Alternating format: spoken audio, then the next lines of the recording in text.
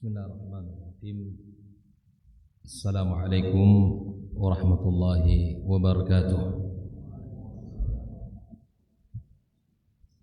Innal hamdalillah nahmaduhu wa nasta'inuhu wa nastaghfiruhu wa nastahdihi wa na'udzu billahi min shururi anfusina wa sayyiati a'malina. من يهد الله فلا مضل له ومن يضلله فلا هادي له أشهد أن لا إله إلا الله وحده لا شريك له وأشهد أن محمدا عبده ورسوله صلى الله عليه وعلى آله وأصحابه ومن سار على نهجه واستنى بسنته إلى يوم الدين. قال تعالى يا أيها الذين آمنوا اتقوا الله حق تقاته ولا تموتن إلا وأنتم مسلمون. اللهم علمنا ما ينفعنا وانفعنا بما علمتنا وزدنا علما. Amma ba'd, teman-teman para mahasiswa, mahasiswi yang kami banggakan, dan teman-teman yang tergabung dalam kepanitiaan Daurah Al-Mukatsafah fi Ilmi Usuluddin, semoga segala hal yang telah diusahakan, yang telah dipersiapkan sehingga terlaksananya kegiatan kita ini tercatat dalam timbangan kebaikan kita semuanya, sekecil apapun dan sebesar apapun andil dalam kegiatan ini, mudah-mudahan diterima Allah Subhanahu wa taala. Bersyukur kepada Allah kita bisa duduk di tempat ini, merupakan hari kedua dalam rangkaian daurah kita, yang mana tema yang akan kita angkat atau yang diamanahkan kepada kami adalah Al-Usratu fi Daw'il Qur'anil Karim, Ta'silun Aqadiyun wa Tarbawi, yaitu Al-Quran dalam keluarga dalam perspektif Al-Quran, dalam penguatan pondasi akidah dan pendidikan. Mudah-mudahan Allah Subhanahu wa taala memberikan kepada kita ilmu yang bermanfaat dan pemahaman yang benar, serta bisa kita amalkan hendaknya nanti dalam kehidupan kita. Bicara tentang keluarga, apakah penting bagi mahasiswa? Ini sudah ada keluarga belum? Jangan habis ini mau keluarga semua nanti. Ya. Bicara tentang keluarga dalam kehidupan mahasiswa adalah hal yang sangat penting. Karena kita diajari dalam sebuah kaidah, Al-Imam Al-Bukhari menulis satu bab di dalam kitab sahihnya, bab al-ilmu qabla al-qawli wal amal. Kita mesti membekali diri dengan ilmu sebelum kita berkata dan berbuat. Karena sesungguhnya keluarga itu adalah perjalanan panjang dan bahkan disebut ibadah yang paling terpanjang durasinya, ibadah yang paling terpanjang waktunya. Sampai dari kapan Ustaz dan sampai kapan?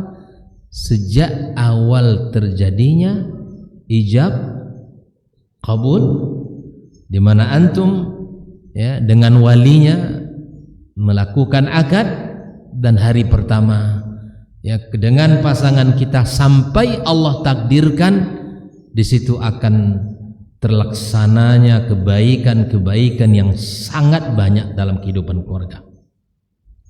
Makanya kalau kita baca hadis Nabi SAW, bahwa di antara yang menjadi tujuan utama yang akan menjadi program besar syaitan adalah merusak hubungan suami istri yang sah.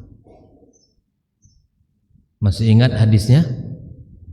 Hadis tentang ketika dipanggil seluruh pasukan-pasukan itu, dikumpulkan oleh komandannya, dia bertanya kepada anggotanya, kamu apa yang kamu lakukan? Saya berhasil membuat dia minum khamar. Yang satu mengatakan, saya berhasil dia meninggalkan ibadah ini. Yang satu mengatakan, saya tidak meninggalkan mereka berdua, pasangan suami istri, sampai aku memisahkan mereka. Apa kata komandannya? Dipuji setinggi-tingginya, anta ni'mal jund, kamu itu prajurit yang hebat. Bayangkan, ketika tadi mengatakan kami mampu membuat dia begini, tidak dipuji. Tapi ketika dia mampu, salah satu di prajurit, memisahkan dua pasangan insan yang sah secara syar'i, maka dia dipuji oleh komandannya. Kenapa? Karena selama mereka menjadi pasangan yang sah, yang beriman, yang taat dan patuh kepada Allah, di situ terjadi banyak kebaikan-kebaikan yang mereka hasilkan. Oleh karenanya kita harus pahami, bicara tentang tema keluarga bagi mahasiswa itu adalah tema yang sangat penting, karena keluarga merupakan madrasah pertama dalam kehidupan manusia. Di situ kita menyemai akidah yang sahihah, kemudian menegakkan syariat-syariat Allah, kemudian menghiasi diri dan keluarga dengan ilmu, dan kemudian kita akan mendapatkan banyak kebaikan. Apa yang dilakukan oleh seorang suami dengan seluruh pekerjaan, bahkan kata Nabi SAW, hatta luqmah. Apa itu luqmah? Suap yang engkau berikan kepada pasanganmu dinilai sedekah di sisi Allah Azza wa Jalla. Bayangkan. Begitu juga dengan seorang istri, apa yang ia kerjakan dengan lillah azza wa jal, dia berkhidmat atas perintah Allah dan Rasul kepada suaminya, maka sungguh dia akan mendapatkan pahala yang besar di sisinya. Nah, oleh karena itu mahasiswa harus dibekali ilmu ini.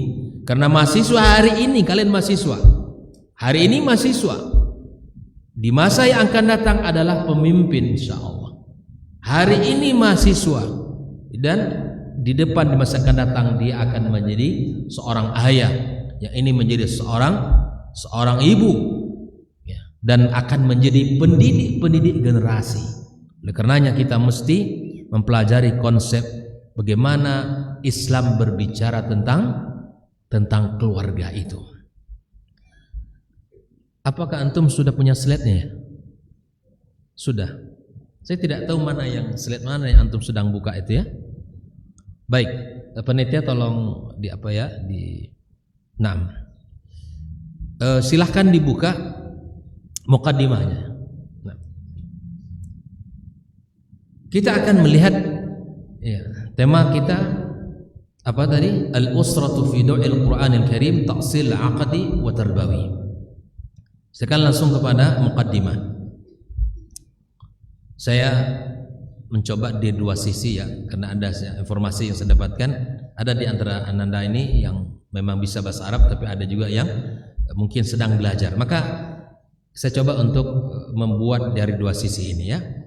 Nah, sesungguhnya keluarga dalam Islam itu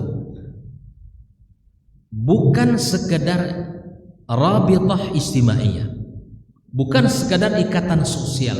Orang menikah kemudian hiduplah keluarga ini tersambung dengan keluarga sana, berkembang, bukan itu saja. Seorang mengatakan hanya ikatan sosial, tidak. Bal hiya muassasatun aqadiyatun wa tarbawiyah. Melainkan keluarga itu adalah sebuah institusi akidah yang berpijak di atas pondasi akidah dan pendidikan. Aradallahu biha hifdzud din wan nafs wan nasal. Yang mana dengan menikah itu Allah ingin menjaga apa? Menjaga agama kita, menjaga jiwa kita, menjaga keturunan kelestarian kita. Apa kata Nabi alaihi salatu wasallam? Siapa yang bisa menyebutkan keutamaan menikah itu? Satu hadis, ikhwan. Fadhal. Siapa? Keutamaan orang menikah. Arti juga enggak masalah, artinya saja. Ikhwan enggak ada? Belum ada yang semangat nikah nampaknya. Nah, akhwat ada yang tahu?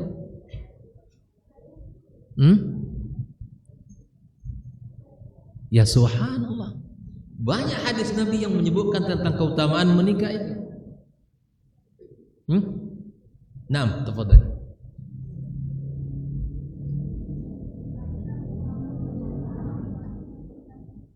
Masya Allah, ahsan, barakallahu fiik. Panitia hadiah, ini panitia yang ngasih hadiah ya. Taib, pernikahan itu aghaddu lil basar, ahsan, akan menundukkan pandangan kita, menjaga pandangan kita, dan akan menjaga kesucian kita. Bahkan lebih daripada itu, kata Nabi alaihi salatu wassalam, fa innahu qad istakmala nisfad din.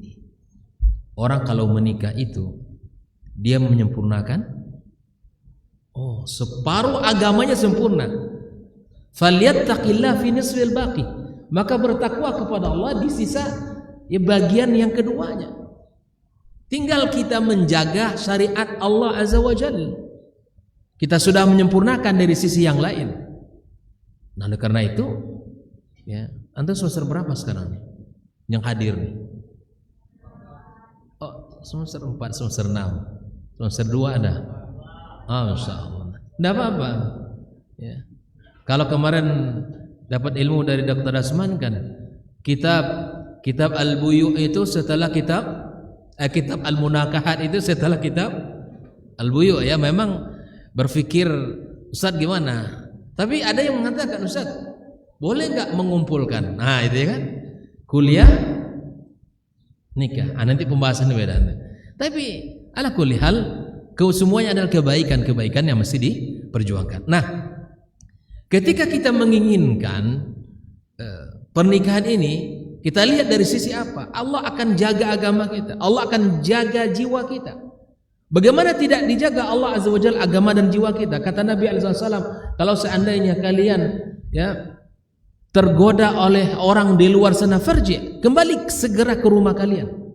Itu cara Allah, cara agama untuk menjaga diri, agama, kehormatan, semuanya dijaga di dalam Islam. Di dalam pembahasan tafsir al-maqasid ya, kemarin Dr. Hilmi Basri ya, ada lima maqasid syariah. Masih ingat? Ya. Itu dalam pernikahan semuanya dijaga. Yang 5 itu dijaga, agama, jiwa, akal, harta, keturunan, semua dijaga oleh pernikahan itu. Oleh karenanya wa qad i'tana al-Qur'anul Karim bi bina'il usrati inayatan 'azimah. Oleh karena itu Al-Qur'anul Karim memberikan perhatian yang sangat besar terhadap apa? Terhadap membangun keluarga ini. Ya. Coba di dalam Al-Quran berapa surat? 114 surat. Di antara bentuk perhatian Al-Quranul Karim tentang keluarga ini, ada satu surat yang disebut dengan surat apa? Ada nggak surat keluarga? Hah? Ada nggak? Dalam Al-Quran Ali Imran surat keberapa? Surat ketiga. Ya subhanallah, Imran bukan seorang nabi, ya kan? Menurut mayoritas ulama bukan seorang nabi, tapi manusia biasa. Diletakkan pada surat ketiga Ali Imran disebut keluarga Imran. Oleh karenanya ketika Allah suguhkan surat ini kepada kita, maka kita mesti belajar. Pernah belajar enggak antum tentang keluarga Imran ini? Semoga insyaallah kedepannya kita buat daurah tentang keluarga Imran ini. Ini luar biasa. Dia bukan keluarga Nabi, bukan Nabi, tapi disebut oleh Allah tentang nama dia bukan surat Imran, tetapi disebut dengan surat Ali Imran. Itu artinya apa? Surat keluarga. Itu artinya Allah suruh kita belajar nih, belajarlah kita dengan keluarga Imran ini. Ya, makanya subhanallah, dari anaknya Imran satu-satunya nama surat dalam Al-Quran yang nama perempuan adalah surat Maryam. Maryam binti Imran, yang Allah puji setinggi-tinggi pujian untuk Maryam ini. Bayangkan itu. Kita akan belajar potret keluarga yang banyak. Kalau kita baca Al-Quran dari Al-Fatihah sampai An-Nas, kita akan dapatkan potret keluarga itu semuanya. Baik, kita lihat sebelum Ustaz menyampaikan. Ini bentuk apa? Al-Quran memberikan kepada kita panduan yang utuh agar kita belajar. Al-Quran bukan sekedar kita baca, Ananda. Al-Quran kita tadabburi, kita ambil hikmahnya. Al-Quran sangat banyak berbicara tentang keluarga. Ayat-ayat tentang keluarga sangat banyak. Makanya subhanallah, Ananda sekalian rahmati Allah, ketika kita berbicara tentang ayat-ayat ahkam seperti salat misalnya, wa aqimus shalah, zakat wa atuz zakat, ya kan? Puasa, ya ayyuhalladzina amanu kutiba alaikumus shiyam. Haji, walillahi 'alan nasi hajjul bait. Taib. Semua ibadah agung, salat, puasa, zakat, haji. Namun dalam pelaksanaan bagaimana salat yang benar, bagaimana mengeluarkan zakat, apa saja yang mesti dizakatkan, bagaimana cara berpuasa, ya, bagaimana berhaji, itu yang menjelaskannya siapa? Yang menjelaskannya siapa? Nabi sallallahu alaihi wasallam. Allah berikan ruang untuk Nabi kita menjelaskan bagaimana sholat, ya kan? Bagaimana puasa, bagaimana kita berzakat, bagaimana kita berhaji. Bahkan sekarang nih, khudhu anni manasikakum, kata Nabi. Ini orang-orang jemaah haji udah berangkat. Ambil manasik kalian dariku.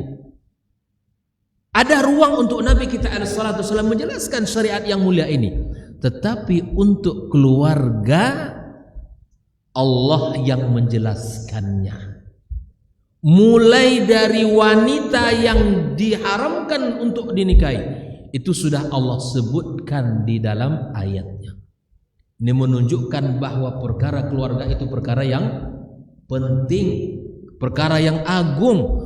Allah sendiri yang menjelaskan wanita mana yang dilarang untuk dinikahi. Setelah Allah sebutkan, kemudian apa yang mesti kita lakukan dari proses-proses pernikahan, ya, sampai khitbah, kemudian sampai setelah terjadi pernikahan, ada kewajiban, ada hak. Semua disebutkan oleh Allah ayat secara rinci. Siapa yang menjadi pemimpin, siapa yang dipimpin, sifat suami seperti apa, sifat istri yang seperti apa, sampai nanti bila mana terjadi perselisihan, Al-Quran pun telah menggambarkan bagaimana cara menyelesaikan itu. Sampai kalau seandainya terjadinya perpisahan sekalipun, baik itu disebabkan perceraian atau perceraian hidup atau perpisahan hidup atau kematian, semuanya sudah lengkap ayat-ayatnya. Ini menandakan betapa agungnya, betapa besarnya, betapa utamanya masalah keluarga. Jelas Ananda? Baik. Kalau kita amati Al-Quranul Karim, maka kita akan nampak begitu Al-Quran menghadirkan, ya, masalah keluarga ini begitu luar biasanya. Nah, disinilah faja'alaha mahdanan lil iman. Allah jadikan keluarga itu sebagai tempat menyemai keimanan. Wa maidan li tarbiyah, dan sebagai sarana, ya, kita untuk mendidik, wa raqizatan lil istiqrar lil mujtama', sebagai pilar bagi stabilitas sebuah masyarakat. Maka oleh karenanya, bila mana kita melihat baik buruknya, lemah dan kuatnya satu masyarakat, lihatlah awal yang menjadi sebab utamanya adalah keluarganya. Jelas ya? Kuatnya, lemahnya sebuah masyarakat, maka diawali dengan kuat dan lemahnya sebuah keluarga. Jelas? Karena itu awalnya. Kalau seandainya masyarakat keluarganya bagus, insya Allah masyarakatnya juga akan bagus. Kalau masyarakat bagus, insya Allah bangsanya juga akan bagus. Jelas? Maka dia menjadi sebuah, akan stabil, ya, masyarakat ini. Nah, oleh karenanya tema ini semakin nyata dan semakin penting pada zaman ketika keluarga menghadapi berbagai tantangan pemikiran, ya, berbagai macam pemikiran hari ini masuk, tantangan-tantangan moral, media-media yang belum pernah ada sebelum ini, ya kan? Tantangan-tantangan yang sangat banyak, sehingga menuntun untuk kembali kepada manhaj Al-Quran dalam membangun sebuah keluarga itu. Nah ini. Baik, kalau kita lihat slide kedua, ta'rif al-usrah lughatan. Kita lihat, ya, al-usrah secara bahasa, adri'ul hasinah itu adalah perisai yang kokoh. Adri'ul hasinah itu adalah perisai. Lihat Mu'jam al-Wasit. Itu yang kedua, yang pertama ad-dir' al-hasinah. Yang kedua, al-usrah juga berarti secara bahasa al-jama'atu yarbituha amrun mushtarak. Sebuah jamaah, kelompok yang terikat oleh amrun mushtarak, kepentingan yang sama atau perkara yang sama, yang diikat oleh kepentingan bersama. Kemudian yang ketiga, Al-Jauhari mengatakan usratul rajul artinya qaumuhu, kaum alladzi yataqawwa bihim, yang dengan kaum itu dia menjadi kuat. Wa minal usar ayil quwwah. Ini makna yang ketiga, al-quwwah. Tajul Arus.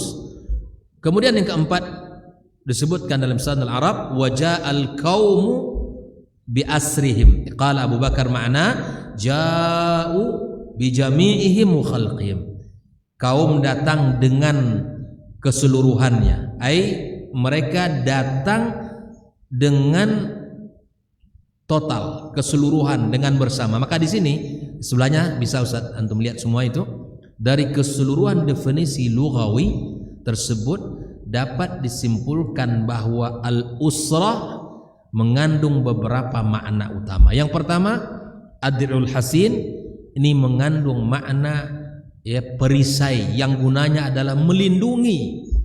Maka rumah tangga itu, keluarga itu adalah sebagai benteng dari apa? Kerusakan agama, kerusakan moral, kerusakan jiwa, krisis akhlak dan semuanya. Makanya subhanallah, rumah itu adalah benteng. Ya, dia tempat di mana kita akan bisa menjaga diri. Apalagi di zaman yang seperti ini, Anda dan sekalian, sebaik-baik tempat kita untuk menjaga diri kita adalah rumah kita. Kalau antum kos antum lah gitu kan. Kalau antum ngekos atau rumah orang tua antum. Makanya menikah segera. Ya kan? Biar antum punya benteng untuk bisa menjaga dirinya. Oke, yang kedua, makna yang terdapat pada lughawi itu adalah ar-rabt, ikatan. Mana hubungan yang mengikat antara anggota, antara suami dengan istri, gitu kan? Ayah dengan anak, kemudian anak dengan ayah, keluarga dengan keluarga. Nanti kita akan pelajari nanti insya Allah. Yang ketiga, makna al-quwwah, keluarga sebagai sumber kekuatan. Orang bangga. Makanya subhanallah, Allah sering sebutkan dalam Al-Quran Al-Karim, Allah sebutkan antara harta dan anak itu ya, sering Allah gandengkan al-mal wal banun, karena hampir sama. Al-mal itu adalah perhiasan, kemudian anak itu adalah kekuatan. Makanya orang yang punya harta kelihatan indah, ya enggak? Karena dia sebagai perhiasan, indah dia kalau punya harta. Apalagi kalau punya anak, semakin kuat dia.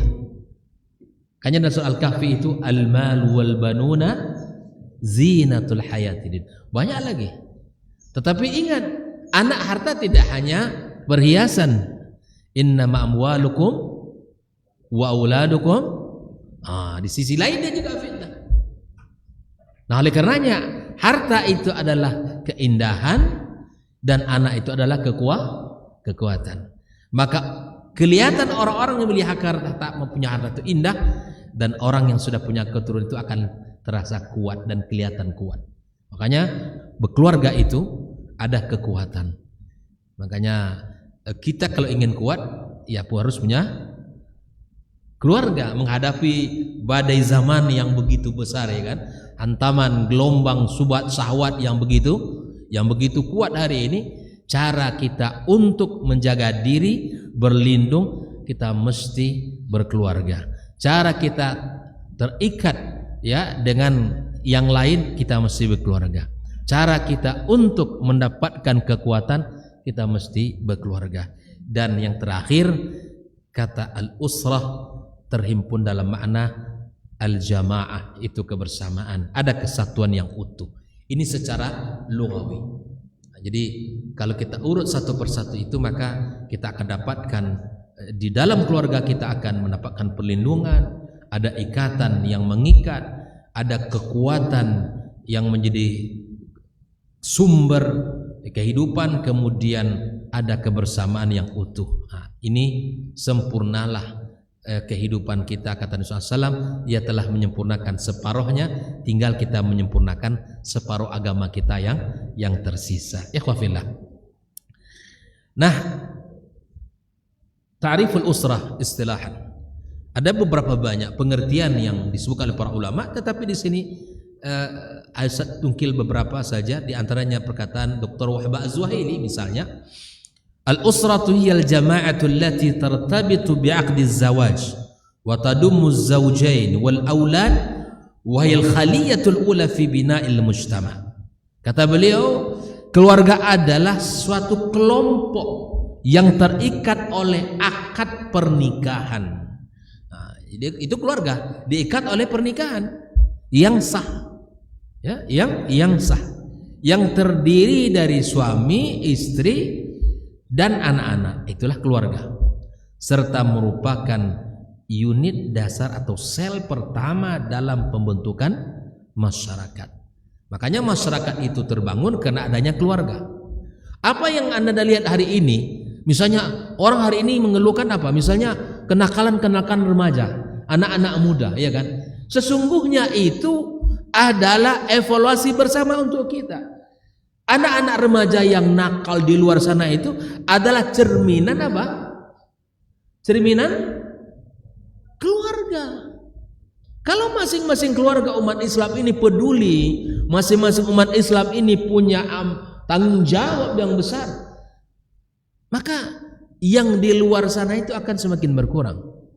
Kan anak kaum muslimin yang keluar bawa motornya, itu yang satu bawa motor, yang satu bawa motor, ngumpul di jalan. Itu cerminan daripada kehidupan. Oleh karenanya memperbaiki masyarakat diawali dengan memperbaiki keluarga. Baik, kita akan belajar dari mana kita memulai memperbaiki keluarga, insyaallah. Atau disebut juga al-usratu rabitatun syar'iyyatun asas wa zawaj wa taqum 'ala as-sakan wal mawaddah war rahmah wa tahdif ila hifzin nasal wa tarbiyatil abna.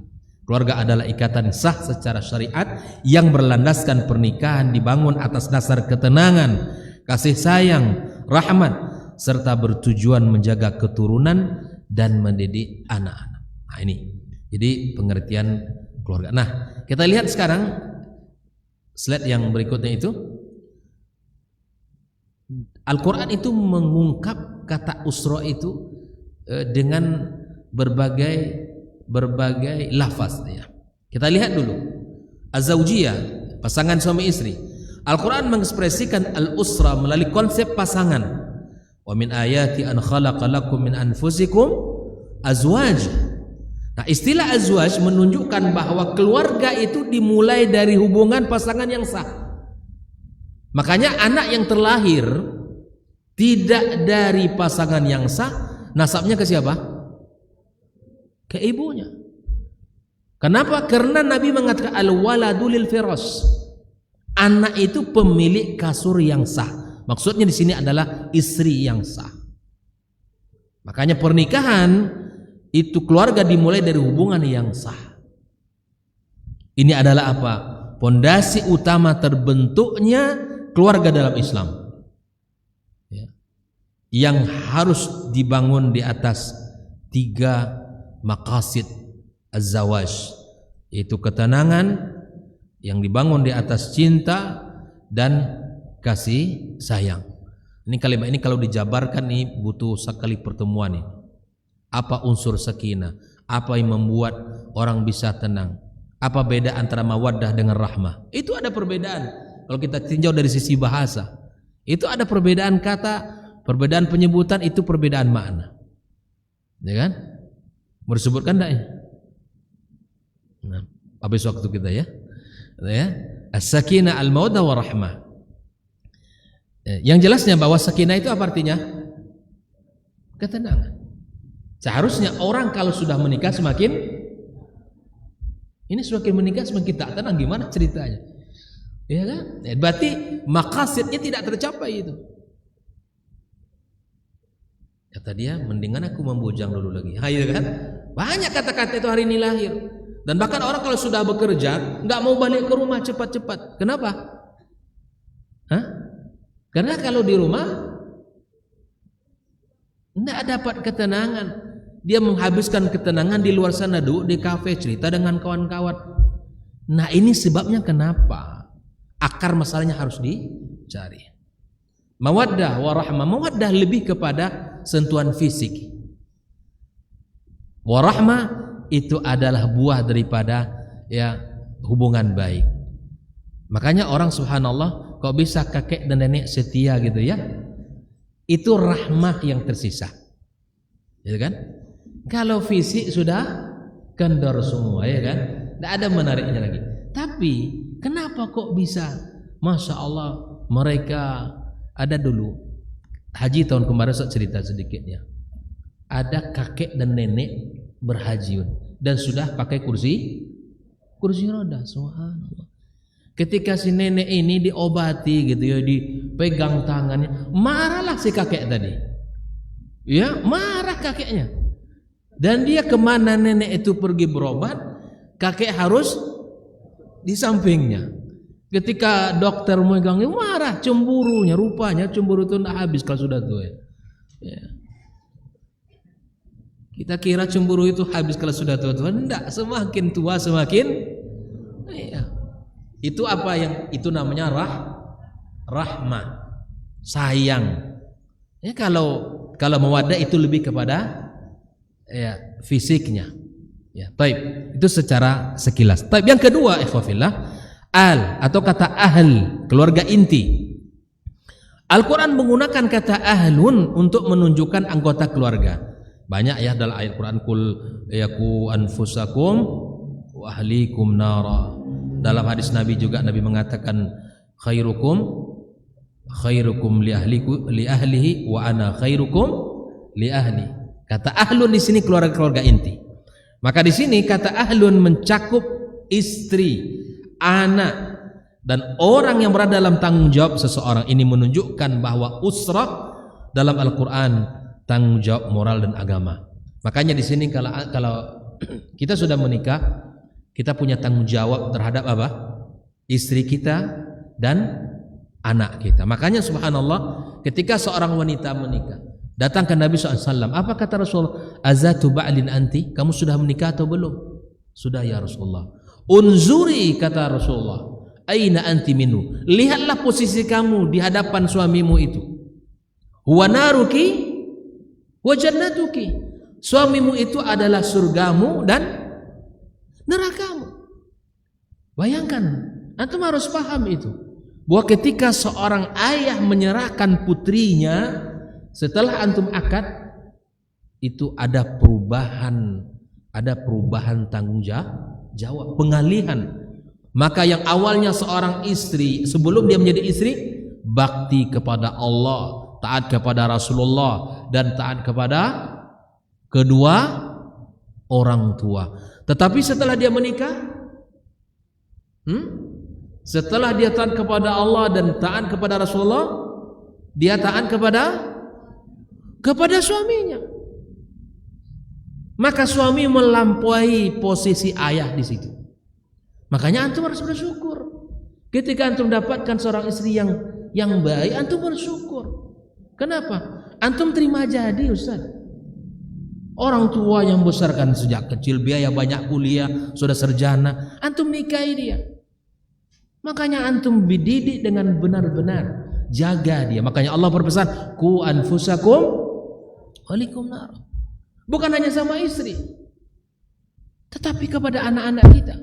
Anak-anak yang Allah karuniakan di rumah itu tanggung jawab siapa? Tanggung jawab kita, bukan tanggung jawab lembaga pendidikan. Mengenalkan akidah, mengenalkan iman bukan tanggung jawab guru di sekolah, tapi jadikan rumah itu sebagai madrasah pertama. Makanya antum para akhwat ini, antum harus belajar skill di dalam mendidik anak. Suatu saat kita buat daurah, itu penting sekali. Belajar kepada siapa? Kepada banyak sekali Al-Quran itu. Bagaimana Ummi Musa, Allah gambarkan bagaimana saudari Musa, ya. Makanya kalau kita belajar wanita dalam Al-Quran itu sangat banyak. Coba secara rinci saja, wanita di dalam Al-Quran ada berapa? Secara profesi, secara tugas ada berapa? Potret wanita dalam Al-Quran ada 4. Antum catat baik-baik ini, ya. Potret Al-Quran, potret wanita dalam Al-Quran itu. Yang pertama apa? Dia sebagai seorang sebagai seorang istri dulu, kita boleh. Dia sebagai seorang istri. Contohnya siapa? Wanita sebagai seorang istri. Hai, satu-satu aja, satu contohnya. Istri Fir'aun lagi. Antum cari contoh yang tak baik pula ya. Lah, istri Fir'aun, oke, sebagai seorang istri, oke. Yang kedua, posisi kedua, potret kedua, wanita sebagai istri, yang kedua wanita sebagai ibu. Contohnya siapa? Maryam. Oke lah, masuk Maryam. Baik. Yang ketiga, wanita sebagai sebagai apa? Pendidik. Wah, semua dia masuk sebagai pendidik. Ini yang melekat kepada perempuan. Wanita sebagai seorang istri, oke. Wanita sebagai seorang ibu. Yang ketiga,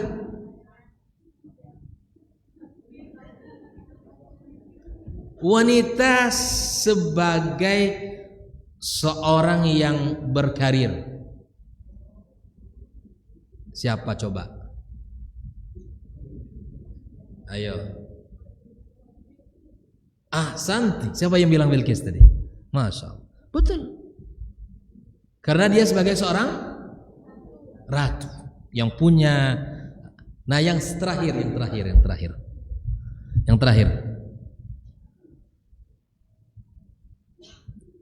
Sebagai seorang wanita secara pribadi. Dia belum menikah, ya, belum sebagai seorang ibu, dan juga tidak punya sosial atau punya peran di masyarakatnya. Dia hanya sebagai seorang wanita, sebagai karakter pribadi wanita. Contohnya,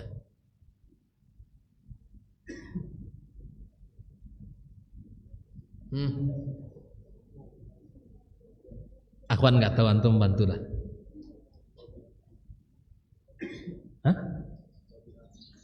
Siapa?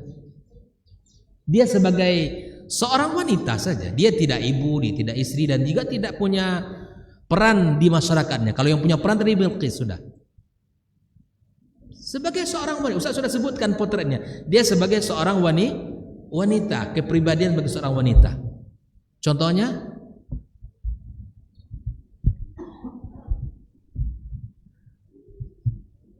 adalah saudarimu Musa. Ya, sebagai seorang wanita yang dia bukan seorang istri, bukan seorang ibu, juga tidak memiliki peran dalam masyarakat. Dari 4 potret wanita ini Ananda, maka siapa yang paling terbanyak yang Allah sebutkan? Ini PR, ini jurusannya apanya ikut di sini? Wah, anak IAT, mantap. Ini untuk pembahasan skripsian tuh bisa. Ada ya? Tahu ya? Dari keempat tadi, mana yang paling dominan yang disebutkan? Sebagai seorang? Nah, itu dia, ada istri, ibu, istri. Coba nanti tugas. Nah, tugas nih. Antum buka Al-Quran, antum buka satu persatu. Buat satu istri ini, buatkan 4 kolom tadi. Setiap karakter wanita yang disebutkan diletakkan pada kolom yang pas untuk dia. Dan kalau kita lihat itu semua, maka yang paling banyak disebutkan wanita sebagai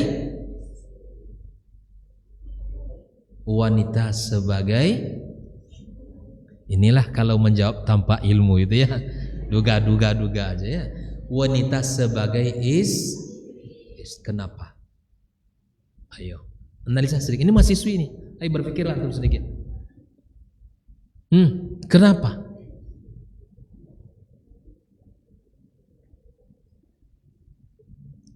Dah, Ustaz bocorkan jawabannya.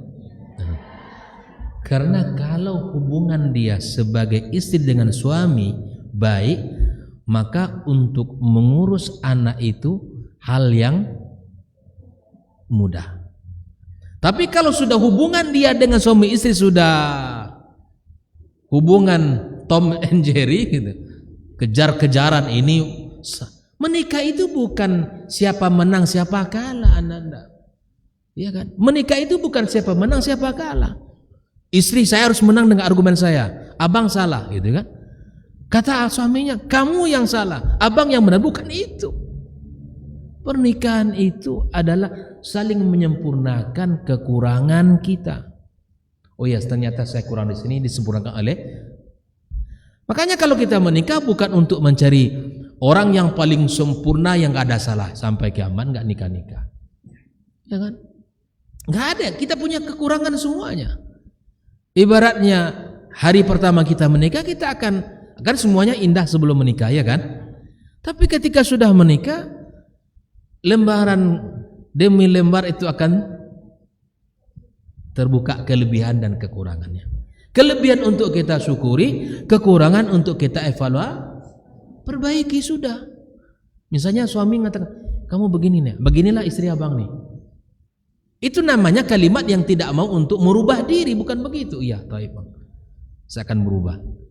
Begitu. Nah, oleh karenanya di sini tanggung jawab menjaga keluarga itu adalah hal yang besar. Maka disuruh oleh Allah, ya, keluarga inti. Nabi mengatakan yang terbaik di antara kalian adalah yang terbaik kepada keluarganya, bukan yang terbaik kepada temannya, kepada sahabatnya, kepada yang lainnya, tapi kepada keluarganya. Baik, berikutnya yang ketiga, kata usrah itu ada disebut, diungkap dengan menggunakan kata bait. Waqarna fi buyutikunna, maksudnya adalah rumahnya itu adalah keluarganya. Ya. Istilah ini tidak hanya bermakna tempat tinggal, tapi juga ruang kehidupan keluarga, di mana nilai-nilai Islam dia jalankan. Maka antunna, tempat yang paling mulia adalah rumahnya, ya. Makanya seorang ulama pendidikan, pakar pendidikan dari Ummul Qura mengatakan, saya katakan kepada akhwat ini, kalaupun anda semuanya harus keluar rumah bekerja, maka sebaik-baik pekerjaan bagi wanita adalah menjadi, oh ya, itu sudah pasti. Andaikan, ya, itu sudah pasti itu. Sebaik-baiknya adalah menjadi seorang istri yang baik dan ibu yang baik. Andaikan, ya, anda semua harus keluar bekerja, ya, maka sebaik-baik pekerjaan untuk seorang akhwat menjadi pendidik, guru. Nah, ini. Jadi karena sesuai dengan profesinya, dengan sebagai fungsi seorang ibunya. Baik. Yang keempat, ini keluarga besar, keturunan, disebut oleh Allah Subhanahu wa taala dengan kata untuk menunjukkan keluarga dalam makna luas. Innallaha astafa Adama wa Nuha wa ala Ibrahim wa ala Imrana 'alal alamin. Mencakup keluarga besar dan keturunan serta menunjukkan kesinambungan nilai dan warisan iman dan keluarga. Yang kelima, ada kata zurriyah. Ini kata-kata zurriyah ini, Rabbi ja'alni muqimas salati wa min zurriyati. Ini masuk dalam makna keluarga itu. Kata istilah ini menegaskan bahwa usrah memiliki fungsi menjaga dan meneruskan an-nathal, zurriyat, terutama dalam aspek keimanan. Maka di sini Ibrahim alaihissalam sangat identik dengan qudwah yang luar biasa. Ibrahim alaihissalam ini karakter yang kuat dalam keluarga. Karena Nabi Ibrahim ini luar biasa, ya, anak-anaknya semuanya itu menjadi apa? Menjadi nabi. Ya, keluarga Ibrahim ini keluarga hebat. Ya, Ibrahim ini punya istri berapa orang? 2 orang. Yang pertama Sarah, yang kedua Hajar. Istri pertamanya Sarah, dia tidak punya anak. Tetapi setelah Nabi Ibrahim pulang dari Mesir, dihadiahkanlah seorang budak yang bernama Hajar. Hajar budak yang baik, dan Sarah melihat Ibrahim alaihissalam ini memiliki semangat untuk punya keturunan, tapi belum Allah kasih. Akhirnya Sarah, ya, ngasih saran, kalau, ya, Ibrahim nikahi saja Hajar. Akhirnya nikah, dan dari pernikahan Ibrahim dengan Hajar lahir siapa? Ismail alaihissalam, ya kan? Ismail alaihissalam. Baik. Dari Ismail alaihissalam itu lahir keturunan dari siapa? Nabi kita Muhammad sallallahu alaihi wasallam. Dari istri pertamanya Sarah. Siapa yang lahir? Ishak. Lebih tua mana? Ismail apa Ishak? Ismail lebih tua. Baru dari Ishak lahir siapa? Yakub. Dari Yakub lahir siapa? Yusuf alaihi barakatuh. Semua keluarga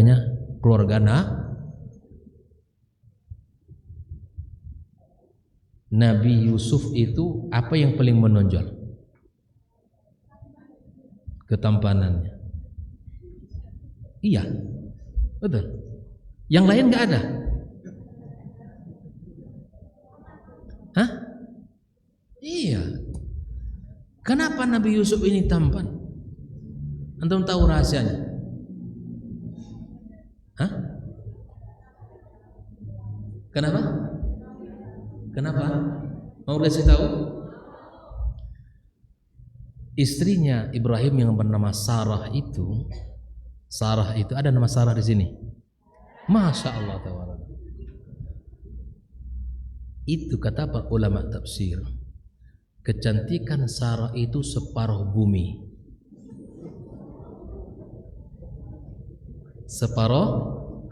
Separuhnya lagi dikasih sama antuna semuanya. Seluruh wanita dunia ini. Kecantikannya itu separuh diambil oleh seorang yang bernama Sarah. Jadi wajar kalau cucu-cucunya itu cakep gitu. Karena memang neneknya. Nah itu dia. Itulah rahasianya. Makanya kata orang Arab, idza urifas sabab batalal ajab.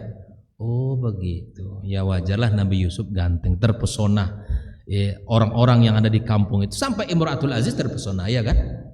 Orang heran kenapa kok kamu tergoda sama pemuda yang membantu kamu di rumah. Istri Imratul Aziz nggak ngomong. Terkadang memang untuk jawaban tuh nggak perlu ngomong. Diam saja antum. Kasih aksi saja, udah diundang semuanya. Ibu-ibu sosialita di zaman itu kan diundang ke rumah. Ke sosialita semua orang yang banyak-banyak di luar itu ke sosialita. Antum tahu semua kisahnya ya kan? Duduklah mereka berbaris, sudah dikasih semuanya, kasih buah, kasih sudah. Yusuf, ukhruj, keluar kamu. Mulailah jawaban itu, ya kan? Kenapa dia terpesona? Ya subhanallah. Karena semua mereka mengatakan ini bukan manusia. Ini adalah yang mereka kira menguliti buah, ternyata yang mereka geliti adalah la ilaha illallah Muhammad sallallahu alaihi wasallam. Andaikan Nabi Yusuf hidup macam mana hari ini. Ya subhanallah. Baiklah. Yang kelima, ini cuplikan-cuplikan saja ya, karena materinya banyak sekali sama keluarga ini. Makanya subhanallah, ini Prodi IAT harus membuat terus kajian-kajian begini. Setuju enggak ini? Khususnya masalah keluar. Oh ya, penting sekali. Baik. Seharusnya jurusan HKI ya. Tapi enggak apa-apa, dari sisi Al-Qur'annya kita ambil, dari sisi Al-Qur'annya kita bedah. Enggak apa-apa. Baik, zurriyat. Yang kelima adalah zurriyah. Rabbi ja'alni muqimas salati wa min dzurriyyati. Sudah tadi ya.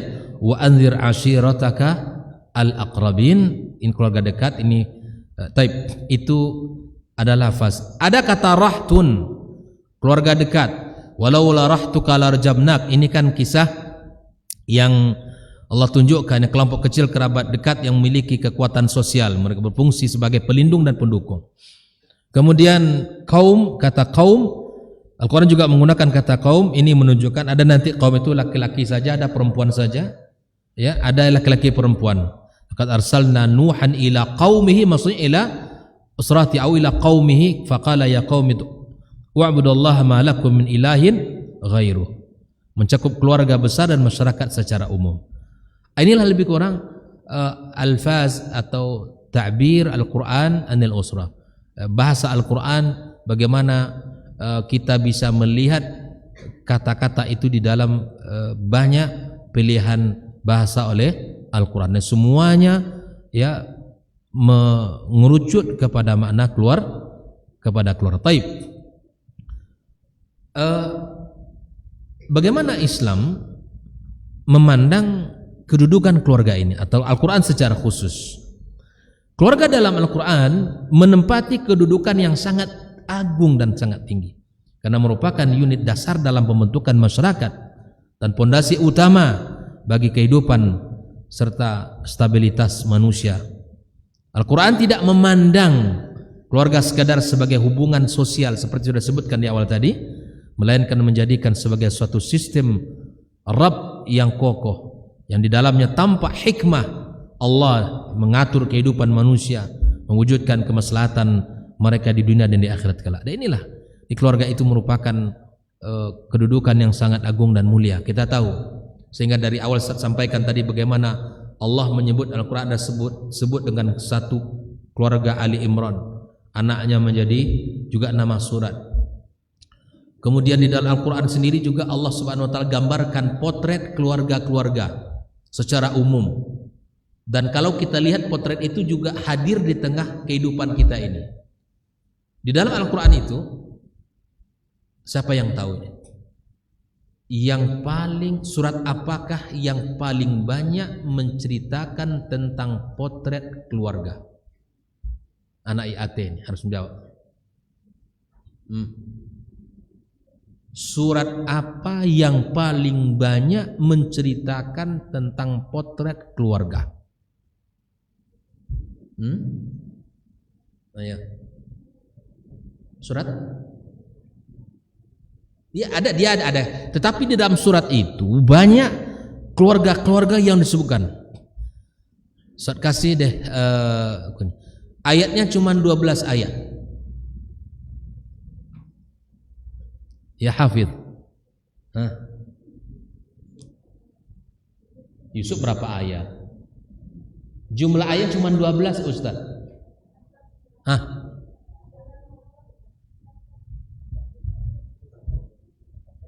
At-Tahrim. Taib, antum buka tuh At-Tahrim, coba buka. At-Tahrim coba buka. Ya, At-Tahrim. Surat yang paling banyak memotret keluarga di situ. Subhanallah, keluarga. Taib. Ayat pertamanya itu yang dipotret apa? Keluarga siapa? Keluarga Nabi Muhammad SAW. Nanti antum buat kajian tentang potret keluarga dalam Al-Quran. Dibahas satu persatu. Termasuk potret keluarga dalam surat At-Tahrim ini. Kita turunkan ilmunya kayak apa di dalam Allah menjelaskan bagaimana para ulama mendudukkan ya kelebihan-kelebihan mereka. Ayat pertama itu bicara tentang keluarga mulia. Keluarga siapa? Nabi kita alaihi salatu wassalam. Yang sudah kita bacakan tadi hadisnya yang dia menyatakan kalimat jaminan, khairukum li ahli wa ana khairukum li ahli. Kalian itu yang terbaik itu adalah yang terbaik kepada keluarganya. Dan saya kata Rasulullah terbaik kepada keluarga saya. Itu jelas. Makanya Nabi SAW itu ketika kita baca sirahnya itu sangat luar biasa. Luar biasa. Tapi ini bukan tema kita ya. Berikutnya ayat yang ke-10 ya. Nah, tentang keluarga siapa? Keluarga Nabi Nuh dan Nabi Lut. Ya kan? Bagaimana keluarga ini? Yang ke berikutnya 11 kisah keluarga Firaun. Yang ayat yang ke-12-nya Maryam itu bagian kisah dari kisah keluarga Imran yang memiliki seorang wanita yang luar biasa. Taib. Kalau kita dalam surat ini saja kita buat petanya, kita dapatkan 3 peta di sini. Kita buat pemetaan keluarga di situ.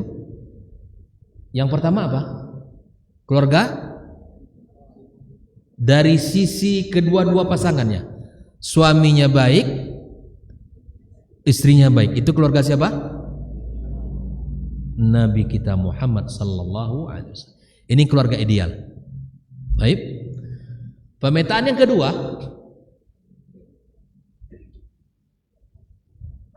coba sebutkan. Suaminya orang soleh dan istrinya pengkhianat. Artinya di sini suami baik, istrinya tidak baik, iya kan? Pemetaan yang ketiga, keluarga Fir'aun, suaminya tidak baik, istrinya baik.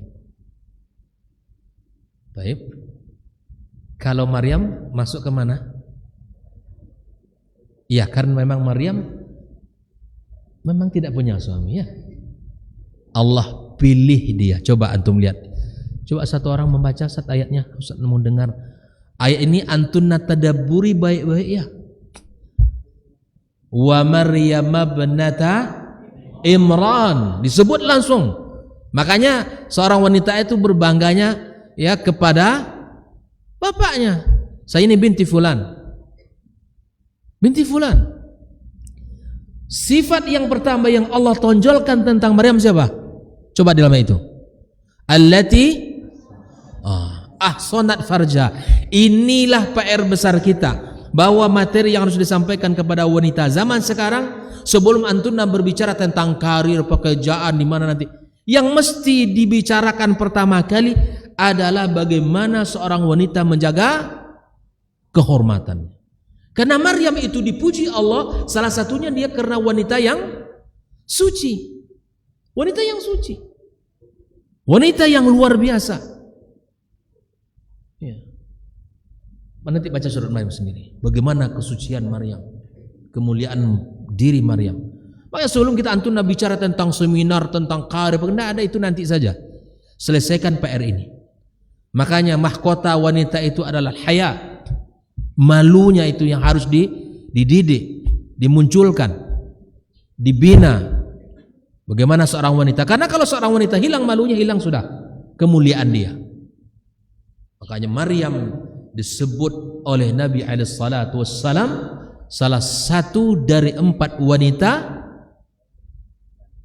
sayyidat ahlil jannah. Apa itu sayyidat?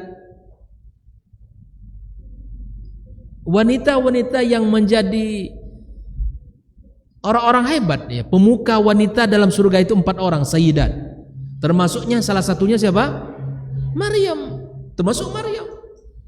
Sayyidat al-jannah. Maka Nabi mengatakan, "Kamula minar rijali katsir wa lam yaqbul minan nisa'i illa Maryam." Wanita yang laki-laki itu banyak yang sempurna.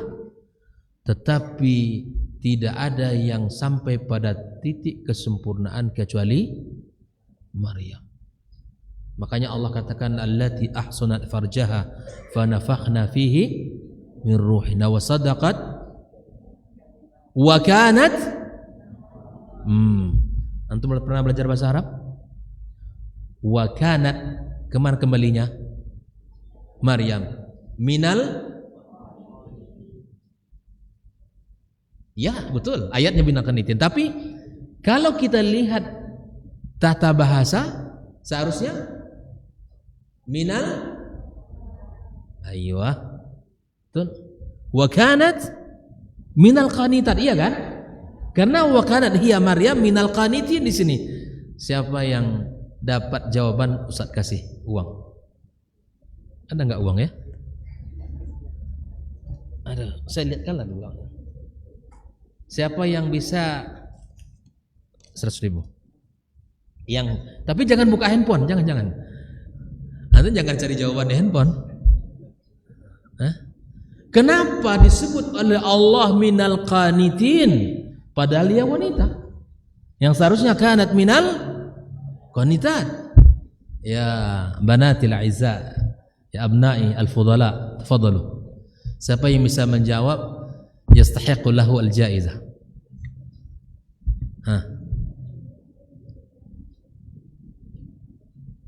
Makanya antum di jurusan IAT itu indahnya luar biasa. Tak akan habis pembahasan Al-Quran itu. Makanya Pak ya, bahwa la tanqadi ajaibuhu.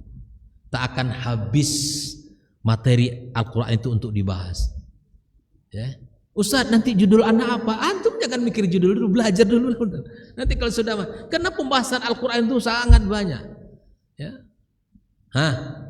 Ada yang bisa jawab? Mana? Tafadhali.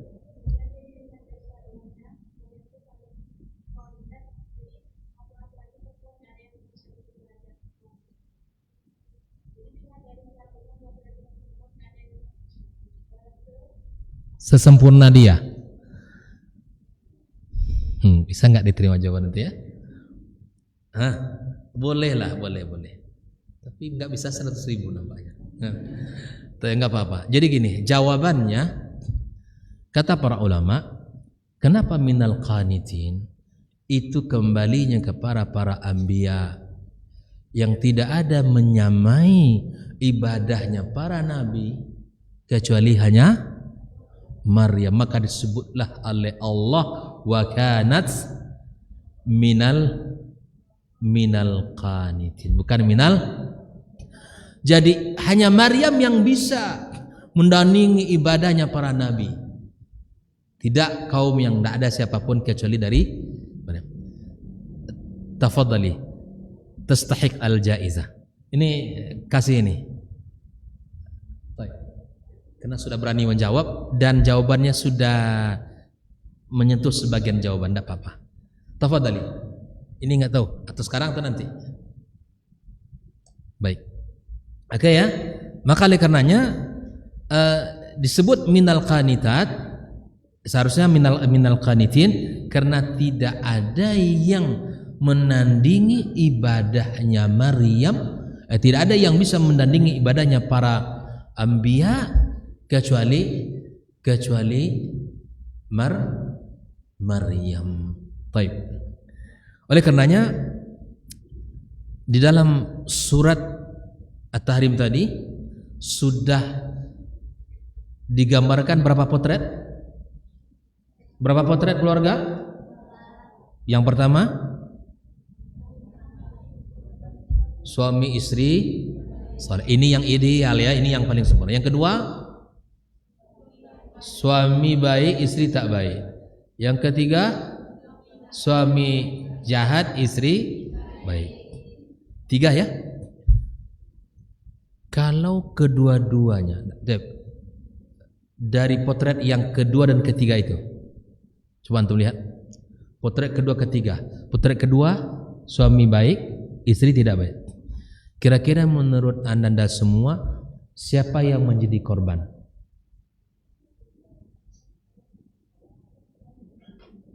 Ketika suami baik, istri tidak baik, kita kahul mar'atu li arba, ya kan?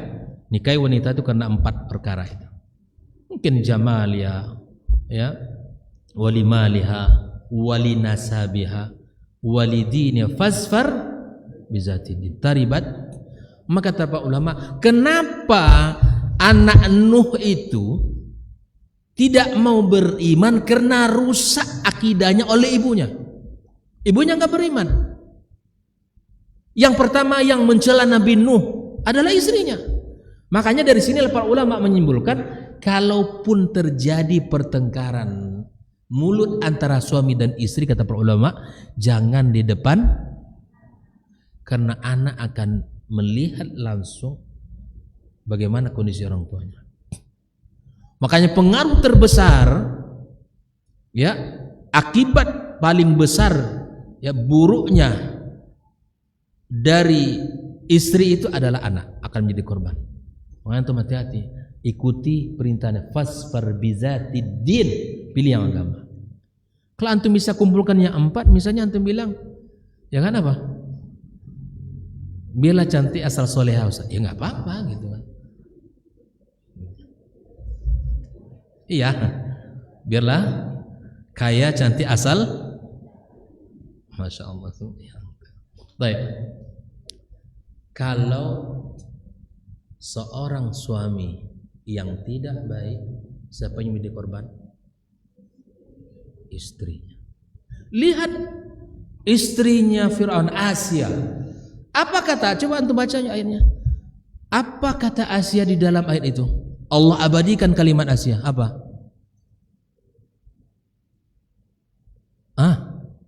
Apa kata dia? Rabb baitan. Apa kurangnya di istana, ya kan? Istana megah, semua ada, pelayan ada, makanan ada. Gak cukup ternyata. Rumah yang luas, kekayaan yang banyak, mobil mewah, ya kan? Suami gagah, ganteng tapi celaka. Nggak ada gunanya, Bu. Nggak ada gunanya. Antum cari yang kaya, antum sengsara nanti. Tapi kalau dia tidak bertakwa, biarlah antum mencari, gitu kan? Yang ganteng, kaya, asal soleh. Antum Ustaz doakan antum dapat itu semua. Amin. Ingat baik-baik ya Nanda ya. Makanya kata Rasulullah SAW, idza ja'akum man tardawna. Kalau laki-laki memilih akhwat itu 4 keadaan ini ya. Antum boleh lihat. Antum boleh silahkan itu. Tapi untuk akhwat, antum harus tahu 2 hal ini nggak boleh hilang. Dan ini standar Nabi SAW ya kan. Idza ja'akum man tardawna dinahu wa khuluquhu fazawwiju. Kalau datang kepada kalian, kata Rasulullah, nih kitabnya kepada wali-wali kalian, kepada yang memiliki anak-anak perempuan, datang kepada kalian laki-laki yang kalian ridai agamanya, kalian ridai akhlaknya, maka apa kata Nabi? Fazawwiju, nikahkan anak perempuanmu dengan dia. Itu dia. Jadi, antum harus punya pemikiran itu. Saya mencari laki-laki yang baik agamanya, manhajnya benar, akidahnya benar. Tapi ternyata tidak cukup. Bukankah akhlak bagian daripada agama? Iya kan? Akhlak bagian dari agama. Tapi kita nggak cukup agamanya saja. Kata Rasul mesti berakhlak. Kenapa berakhlak Ananda? Al-Hasan Al-Basri pernah didatangi oleh seorang bapak yang punya anak perempuan 4 orang. Kata beliau, kepada siapa saya nikahkan wahai imam? Kata Imam Hasan Basri, nikahkan anakmu kepada laki-laki yang disebutkan oleh Nabi berakhlak, agama dan berakhlak. Kata laki-laki ini, kenapa mesti berakhlak? Kan sudah cukup agama. Kata dia begini, kalau nanti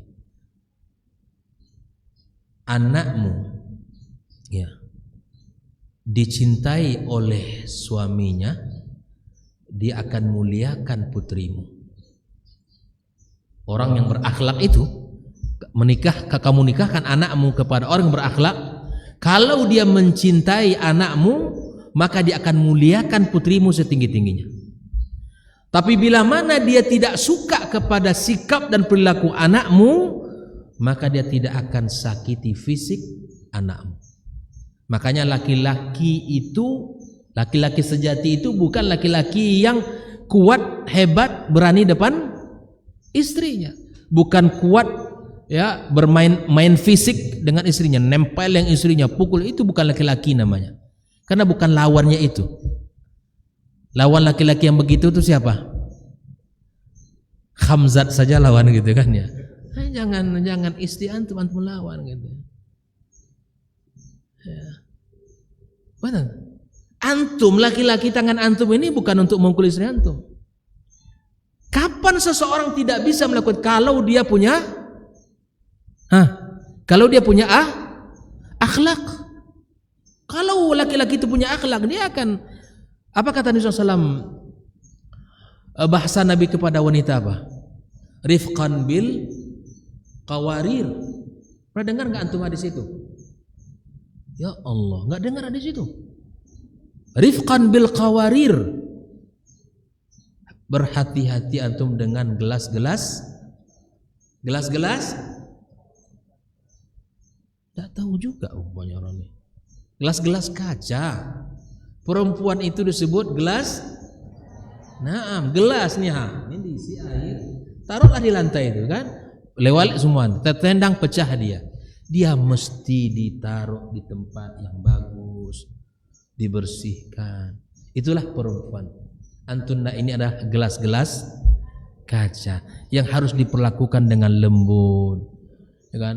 Dihormati, disayang, ya, disentuh dengan perhatian, macam-macam lah nanti. Itu ada materi khusus nanti. Oleh karenanya antum harus paham itu ya. Nah, Islam telah menjelaskan. Jadi apa tadi? Suaminya tidak baik, yang menjadi korban siapa?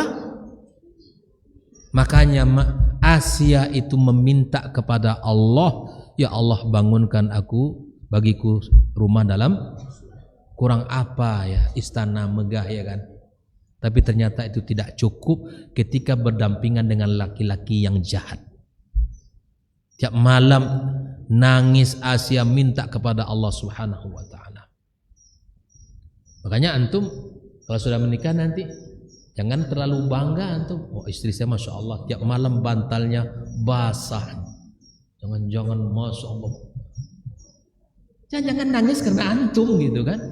Bukan karena dia menyesal sama Allah dosa, bukan itu. Tanyain dulu. Kenapa dek nangis gitu ya? Masya Allah. Ya kayak, kenapa nangis? Jangan-jangan habis waktu. Nah, materi banyak lagi nih, tapi gimana? Masya Allah. Allah ya. Jangan-jangan memang karena kita nangisnya ya. Ya, maka karenanya. Baik, ada potret yang keempat di ulum kita sebut. Suami baik, istri baik sudah. Suami baik, istri tidak baik sudah. Istri baik, suami tidak baik sudah. Lawan dari bagian yang pertama, kedua-duanya tidak baik. Ada enggak? Siapa mereka? Keluarga Abu Lahab. Ya. Suami istri, suami pergi ke jalan ini, istri pergi jalan sana, menjelek-jelekkan Muhammad sallallahu alaihi wasallam. Kalau di Pekanbaru nih kan, ya, dia pergi ke Subrantas, istrinya pergi ke Sudirman, mencari orang, menjelek-jelekkan. Itulah kerjanya setiap hari suami istri ini. Setiap hari menjelekkan Rasulullah sallallahu alaihi wasallam. Keluarga yang sampai Allah abadikan satu surat khusus. Ini bahas nanti surat Al-Lahab, bagaimana ya, keluarga ini terbangun. Ini banyak faktor ya. Oke, gitu ya. Jadi itu. Jadi ketika kita bicara ini subhanallah waktu habis ya. Nah, insyaallah sesi penyambung materi. Nah, antum slide-nya punya enggak ya? Punya, nanti dibagi ya. Nah, kedudukan keluarga dalam keluarga itu banyak sekali ya. Ustaz minta maaf waktu sebentar. Ayat keluarga itu adalah ayat-ayat Allah Subhanahu wa taala. Yang kedua, keluarga itu tempat menyemainya ketenangan dan ketentraman. Yang ketiga, keluarga itu adalah tempat menyemai pendidikan dan iman. Yang keempat, keluarga itu adalah wasilah untuk menjaga keturunan ya. Silakan antum dalilnya ada, keterangannya ada di bawahnya langsung ya. 5, keluarga itu adalah dasar membentuk masyarakat. Dan keenam adalah keluarga itu adalah medan untuk diujinya kita oleh Allah Subhanahu wa taala. Nah, alaqat usariyah di sini Ustaz jelaskan bagaimana hubungan keluarga itu antara pasangan suami istri itu kayak apa. Ada dijelaskan di sini ya. Wa ashiruhunna bil ma'ruf. Apa kata Allah? Wala tansawul fadla bainakum, ya kan? Jangan kalian lupakan kebaikan pasangan kalian. Kalaupun sudah bercerai, itu kan konteksnya dalam perceraian ya. Kalaupun sudah bercerai, kata Allah, jangan kalian melupakan kebaikan kalian, pasangan kalian. Nah, ada semua di situ. Alaqat bainal aba wal abna.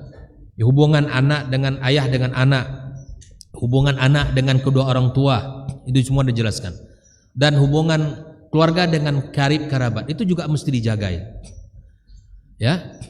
Nah, bahkan di dalam Quran dijelaskan hubungan di dalam internal keluarga sendiri ketika terjadi khilaf, perselisihan. Nah, Apa yang kita lakukan untuk membangun pondasi akidah ini? Nah, ini dia. Membangun ta'sisul usra 'alal tauhid. Ini yang pertama, pondasi pertama yang mesti dibangun adalah tauhid. Yang kedua, tanggung jawab keluarga di dalam menjaga akidah. Ya, itu keluarga. Keluarga adalah sarana untuk mewujudkan ubudiyah kita kepada Allah Subhanahu wa taala.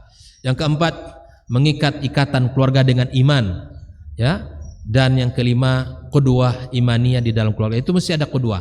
Orang tua, suami istri harus sholat, ya, menjaga ketaatan mereka. Begitu juga Ustaz sampaikan di situ ada namazid usariyah, potret-potret keluarga yang memberikan pondasi iman dalam keluarga itu. Nanti silakan dibaca. Setelah itu baru Ustaz jelaskan tentang pondasi pendidikan. Nah, sarana pendidikan yang dibangun itu yang harus diperhatikan adalah tarbiyah akhlakiyah, ya, tarbiyah akliyah intelektual, kemudian nafsiyah kejiwaan yang harus diperhatikan, pendidikan akhlak, pendidikan intelektual, pendidikan jiwa, pendidikan kesehatan, sosial, itu semua mesti, ya, semua mesti diperhatikan. Termasuk juga dengan Ustaz berikan contoh-contoh keluarga-keluarga bagaimana yang memperhatikan pendidikan, termasuk Nabi Nuh alaihissalam, Nabi Ibrahim alaihissalam, Luqman, ya, Ibrahim, dan semua itu adalah potret-potret keluarga indah yang mesti kita pahami. Nah, terakhir pembahasan ini Ustaz lengkapi, ini bisa antum pecah-pecah ini untuk jadi inspirasi untuk jadikan skripsi antum atau proposal nanti kalau sudah semester 6 atau semester 7, ya. Ini tantangan keluarga muslim dan solusinya dari perspektif Al-Qur'an. Ini Ustaz jelaskan di sini sedikit saja. Ya, ada tantangan internal, ada tantangan eksternal. Ya, kemudian apa solusi juga Ustaz tawarkan di sini. Barakallahu fikum, ya. Barangkali ini yang bisa Ustaz sampaikan. Semoga yang kita diskusikan tadi bisa diambil faedahnya, ya. Dan pembahasan tentang keluarga Al-Qur'an itu pembahasan besar yang tidak cukup 1 jam atau 2 jam, ya, yang mesti panjang karena pembahasannya banyak, karena Al-Quran itu sendiri membahas tentang tentang keluarga begitu besar, begitu tajam dan begitu detail. Maka kita sebagai mahasiswa-mahasiswi di AT ini, di jurusan Ilmu Quran Tafsir ini mesti serius membuka Al-Quran, menggali, mengambil ibrah dan pelajaran-pelajaran di sana, karena Al-Quran tidak akan putus, tak akan pernah habis untuk dikaji dan diambil hikmah dan pelajarannya. Wallahu taala alam wa sallallahu ala nabiyyina wa habibina Muhammadin wa ala alihi washabihi ajmain. Assalamualaikum warahmatullahi wabarakatuh. Ada pertanyaan? Enggak ada lagi. Oh, sudah habis tadi rupanya, ya.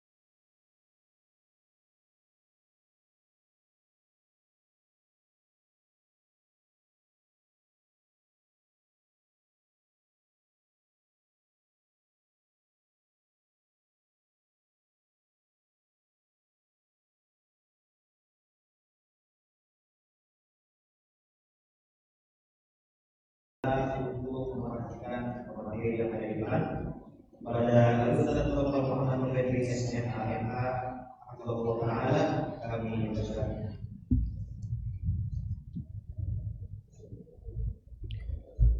Bismillahirrahmanirrahim. Assalamualaikum warahmatullahi wabarakatuh.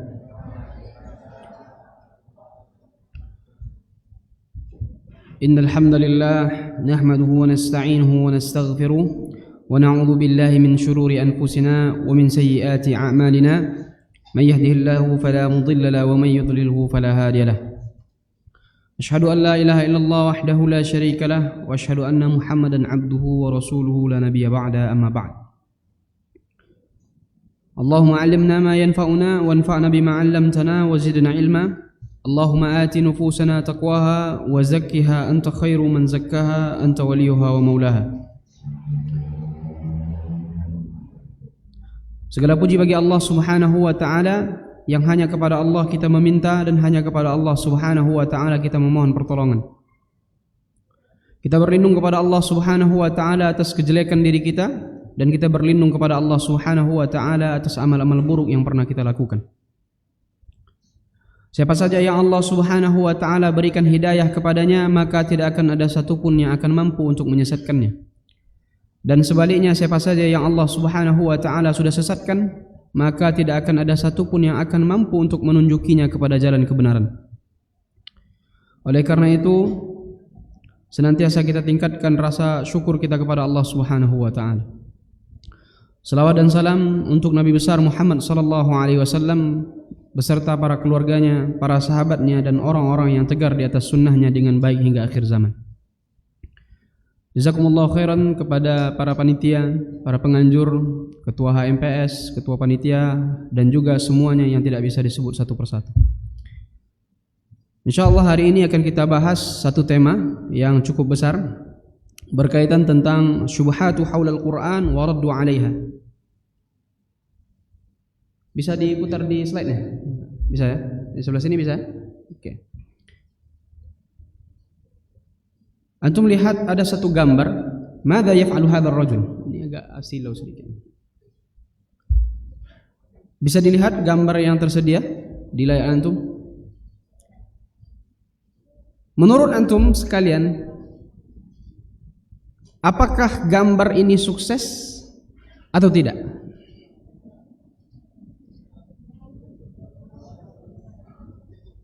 Bagaimana? Dia ingin keluar, tapi keadaannya seperti itu. Ada semangat dalam dirinya untuk menuju kepada kebebasan, tetapi dia ditantang oleh satu hal yang mungkin akan membunuhnya. Bisa terlihat? Seperti inilah gambaran orang yang terkena syubhat. Seakan-akan dia ingin keluar dari apa yang ada dalam dirinya, tetapi malah menuju kepada kebinasaan. Apa yang dimaksud dengan syubhat? Ma maksud syubhat? Bisa terlihat di slide berikutnya. Asyubhatu fil lughah. Apa yang dimaksud dengan syubhat ini? Asyubhat al-iltibas yuqal umur mushtabihah. Adalah satu kerancuan, kebingungan, perkara-perkara yang amat sangat membingungkan, atau perkara yang masalahnya diserupakan dengan satu yang lain. Syubhat itu adalah perkara yang diserupakan antara satu dengan yang lain. Diserupakan dengan apa? Diserupakan dengan kebenaran, sehingga kebenaran terlihat menjadi kabur, sehingga kebenaran tidak dapat dianalisa lagi. Oleh karenanya, ketika kebenaran sudah diserupakan dengan sesuatu yang tidak benar, orang akan susah untuk menerima kebenaran.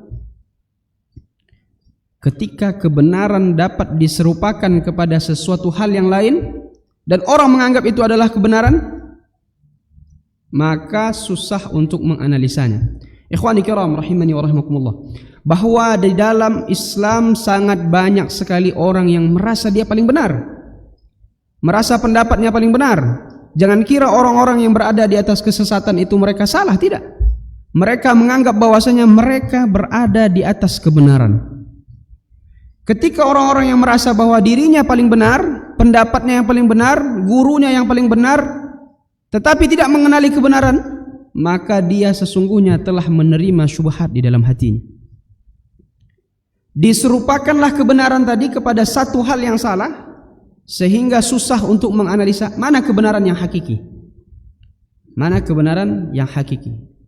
Maka syubhat secara bahasa adalah hal yang membingungkan, hal yang rancu, hal yang dapat mendatangkan perasaan yang bimbang. Apakah ini benar? Atau ini adalah sebuah kesalahan? Asyubhatu fil istilah. Yakhtalifu ta'rifu syubhatu bi ikhtilafil fanni wal ilmi. Sebenarnya terdapat perbedaan yang cukup signifikan makna syubhat di dalam istilah menurut beberapa ahli ilmu dan para pakar. Fasyubhatu 'inda al-fuqaha takhtalifu 'an syubhatu 'inda ulama al-aqidah. Pandangan ulama akidah dengan ulama fuqaha berbeda dalam memahami syubhat. Kalau ulama fikih memandang syubhat bainal halal wal haram, antara kehalalan dengan keharaman. Sedangkan ulama akidah memandang syubhat itu berada di antara keimanan dan kekufuran. Ini dua hal yang sangat berbeda sekali. Kalau ulama fikih memandang bahwasanya syubhat itu berada di antara kehalalan dan keharaman. Apakah ini halal atau haram? Sedangkan ulama akidah memandang bahwa syubhat itu antara kekufuran dengan keimanan. Apabila orang sudah menganggap kekufuran itu adalah bagian daripada keimanan dan dia menyangka itu adalah pendapat yang benar, maka dia sudah terjangkit ke dalam syubhat. Maka yang kita maksud pada hari ini adalah syubhat di dalam akidah. Syubhat di dalam akidah, yaitu perkara yang diserupakan, yang dipakaikan ke dalam kebenaran dan diserupakan dengan kebenaran yang tujuannya adalah tidak lain dan tidak bukan menjauhkan seorang muslim dari agamanya. Menjauhkan seorang muslim dari agamanya. Fasyubhatu amrun khafi.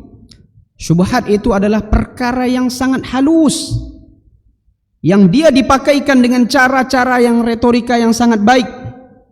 Tujuannya tidak lain dan tidak bukan adalah tasykik, untuk memunculkan keraguan-raguan, kebimbangan di dalam hati seorang muslim kepada agamanya.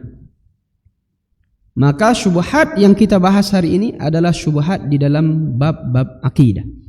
Bab-bab akidah seputar keraguan terhadap Al-Quran dan bagaimana cara menganalisanya. Ikhwani kiram, bahwasanya syubhat itu sangat-sangat halus sekali. Hati kita ini sangat lemah. Di antara cara untuk menekan syubhat dan pengenalannya adalah bagaimana cara menganalisanya, sehingga dapat menarik ini adalah kebenaran yang hakiki dan ini adalah kebenaran yang diserupakan kepadanya. Maka kita akan lihat bagaimana nih syubhat-syubhat yang ada di dalam Al-Quran atau syubhat terhadap Al-Quran dan bagaimana cara membantahnya. Maknanya syubhat ini secara bahasa tadi adalah hal yang diserupakan atau kebingungan. Sedangkan secara istilah adalah perkara yang diserupakan kepada kebenaran, disampaikan dengan cara-cara sederhana, menarik, dengan retorika yang sangat baik sekali. Kemudian tujuannya adalah untuk memberikan keraguan seorang muslim kepada agamanya, meragukan kita dengan agama Allah Subhanahu wa ta'ala, terhadap kebenaran Al-Quran, terhadap keesaan Allah Subhanahu wa ta'ala, terhadap takdir, terhadap hal-hal yang dapat merusak keimanan dan mengantarkan kepada kekufuran. Inilah yang dimaksud dengan syubhat yang akan kita bahas ini. Apa saja dalil-dalil syubhat di dalam Al-Quran? Kita bahas satu ayat di dalam firman Allah Subhanahu wa ta'ala, Quran surah Ali Imran. Allah Subhanahu wa ta'ala mengatakan, A'udzubillahi minasyaitonirrajim, huwallazi anzala 'alaikal kitaba minhu ayatun muhkamat hunna ummul kitab wa ukharu mutasyabihat. Ini lafaz syubhat di dalam Al-Quran. فأما الذين في قلوبهم زيغ فيتبعون ما تشابه منه ابتغاء الفتنة وابتغاء تأويله وما يعلم تأويله إلا الله والراسخون في العلم يقولون آمنا به كل من عند ربنا وما يذكر إلا أولو الألباب. Allah Subhanahu wa taala yang menurunkan kepada Nabi SAW Al-Quran, di dalamnya terdapat ayat muhkam. Mana ayat muhkam? Ayat-ayat yang sudah jelas maknanya. Juga disebutkan dengan hunna ummul kitab. Ayat muhkam juga disebutkan sebagai ummul kitab. Dan ada ayat-ayat mutasyabih. Fa ammal ladzina fi qulubihim zaygun, orang-orang yang hatinya condong kepada keburukan, maka dia akan mengikuti apa ayat mutasyabih tersebut. Matasyabah minhu batigha al-fitnati wa batigha ta'wilih. Mereka akan berusaha untuk mencari-cari takwilannya terhadap ayat-ayat mutasyabih. Wa ma ya'lamu ta'wilahu illallah, tidak ada yang mengetahui takwilannya kecuali Allah. Warrasikhuna fil ilmi yaquluna amanna bih. Dalam qiraat lain ini waqafnya pada, kalau qiraat Asim al-Hafaz waqafnya pada illallah. Wa ma ya'lamu ta'wilahu illallah, tidak ada yang mengetahui makna ayat mutasyabih kecuali Allah. Tapi sebagian mengatakan waqafnya pada warrasikhun. Tidak ada yang dapat mengetahui takwilan ayat ini, ayat mutasyabih ini, kecuali Allah dan orang-orang yang belajar, orang-orang yang rasikhuna fil ilmi. Maka ayat-ayat dalam Al-Quran pun Allah Subhanahu wa ta'ala bagikan. Ada ayat-ayat yang muhkam, jelas. Ayat pembagian waris jelas, Allah Subhanahu wa ta'ala bagi langsung 1/3, 1/8, 2/3 dan seterusnya. Jelas langsung Allah Subhanahu wa ta'ala bagikan. Tapi ada ayat-ayat dalam Al-Quran yang Allah Subhanahu wa ta'ala sebutkan maknanya hanya pada Allah Subhanahu wa ta'ala tersendiri. Tetapi orang-orang yang condong kepada keburukan, mereka akan mencari takwilan-takwilannya. Dan bagaimana takwilan-takwilan mereka ini yang nanti akan mengantarkan kepada kebingungan itu sendiri. Maka penyebutan ayat di dalam ini lebih dekat kepada penyebutan ayat dalam pembahasan akidah. Dalam pembahasan akidah. Bagaimana nanti ini akan kita lihat bersama ikhwan. Selanjutnya, penyebutan syubhat di dalam sunnah an-nabawiyah, di dalam sunnah Nabi alaihi salatu wassalam. Salah satu hadis yang masyhur, hadis Nu'man ibn Bashir radhiyallahu anhuma, bahwasanya Nabi SAW bersabda, innal halal bayyin wa innal haram bayyin wa bainahuma umur mushtabihat la ya'lamuhunna katsirun minan nas faman ittaqa syubhati faqad istawara ala dini wa irdih, dan seterusnya. Yang halal itu jelas, yang haram itu jelas. Di antara keduanya terdapat perkara yang syubhat atau perkara yang samar-samar. La ya'lamuhunna katsirun minan nas, tidak banyak yang tahu tentang perkara yang samar-samar ini. Pembahasan hadis ini lebih dekat kepada pembahasan syubhat di dalam bab fikih, karena penyebutannya berada antara kehalalan dan keharaman. Antara halal dan haram terdapat perkara yang syubhat. Ulama membaginya atas 4 jenis. Kehalalan itu halal karena jelas kebolehannya. Kehalalan itu jelas karena jelas kebolehannya. Keharaman itu jelas karena jelas keharamannya. Kemubahan itu boleh karena tidak ada yang tidak ada yang memerintahkannya dan tidak ada yang mengharamkannya. Dan juga kalau seandainya ada dalil kehalalannya dan ada dalil keharamannya, inilah yang dimaksud dengan perkara yang syubhat. Saya contohkan di dalam bab fikih, ikhwan. Perkara yang jelas dalil perintahnya, maka jelas kebolehannya. Jelas dalil perintahnya, maka jelas dalil kebolehannya. Makan unta misalnya, daging unta. Jelas kehalalannya, jelas kehalalannya. Karena apa? Jelas perintahnya. Makan kurma boleh? Boleh. Jelas dalil kehalalannya, jelas dalil perintahnya. Yang kedua, yang jelas dalil keharamannya, jelas dalil larangannya. Contoh, perintah untuk meninggalkan khamar, minuman-minuman yang memabukkan. Jelas dalil perintahnya, jelas dalil larangannya, jelas dalil larangannya. maka jelas keharamannya. Kalau dalil perintahnya jelas, jelas kebolehannya. Kalau dalil larangannya jelas, jelas keharamannya. Maka halal jelas, haram jelas. Yang ketiga, kemubahannya karena tidak ada dalil perintahnya, tidak ada dalil larangannya. Main bola boleh? Boleh.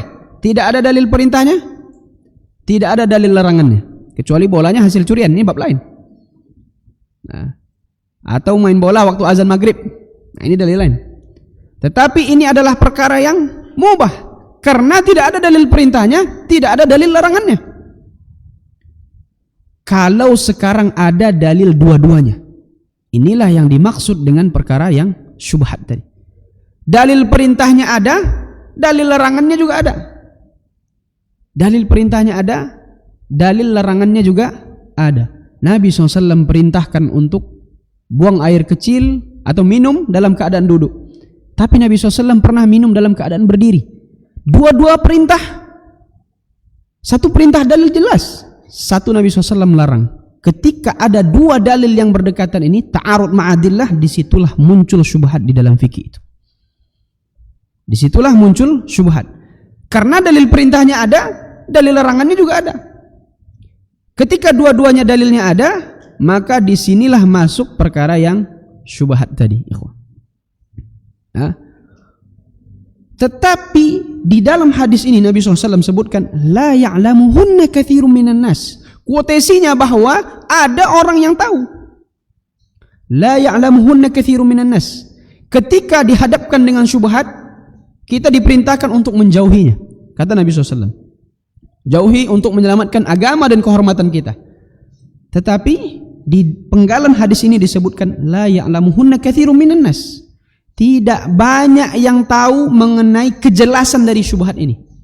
Apakah perintah ini tetap boleh dilakukan atau tidak boleh dilakukan? Ketika tidak disebutkan oleh Nabi, ketika Nabi SAW menyebutkan tidak banyak yang tahu tentang kejelasannya, maka ada orang yang tahu tentang kejelasannya. Ada orang yang bisa mengetahui atau punya potensial untuk mengetahui kejelasan dari perkara tersebut. Anjing jelas keharamannya, jelas keharamannya. Binatang yang semua yang ada di laut, kata Nabi SAW, halal, halal. Sekarang ada anjing laut. Nah, bagaimana hukumnya? Haram, halrom. Subhanallah. Nah, membingungkan para ulama. Anjing laut ini membingungkan para ulama. Satu sisi dia anjing haram, tetapi dia juga hidup di laut. Semua yang ada di laut adalah halal. Membingungkan para ulama.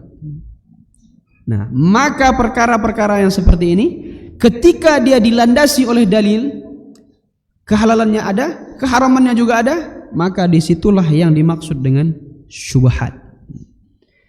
Semua syubhat itu dilandasi oleh dalil. Ketika syubhat tidak dilandasi oleh dalil, orang nggak mau tahu, orang nggak akan mau dengar. Orang tidak akan mau mendengarkan tentang syubhat kalau dia tidak dilandasi oleh dalil. Maka disebutkan oleh Nabi SAW, hadis lewat Nu'man bin Bashir ini, bahwa cara yang paling simpel untuk menyelamatkan diri dari perkara syubhat adalah dengan meninggalkannya, dengan menjauhinya. Dengan menjauhinya untuk menyelamatkan agama dan kehormatan kita. Tetapi sebagai seorang calon dai antum semua ikhwani, ada perkara yang harus kita ambil di sini, yakni la ya'lamuhunna katsirun minan nas. Tidak banyak manusia yang tahu tentang perkara syubhat itu, maka kita harus menjadi manusia yang boleh mengetahui tentang kejelasan dari perkara yang syubhat itu. Kejelasan dari perkara yang syubhat itu. Bahwasanya Allah Subhanahu wa taala sudah memberikan batasan-batasan tertentu. Ini kebolehan, ini keharaman. Maka di antaranya ada garis tengah-tengah, garisnya yang samar-samar sekali. Bisa dianalisa? Bisa dianalisa. Bagaimana caranya? Al-ususul lati taqumu 'alaiha syubhat. Ada pondasi-pondasi tentang syubhat-syubhat ini. Kalau syubhat, kullu syubhati taqumu 'ala usus. Semua syubhat dilandasi oleh dalil, oleh pondasi-pondasi yang kuat, lakinnaha ususul dha'ifah.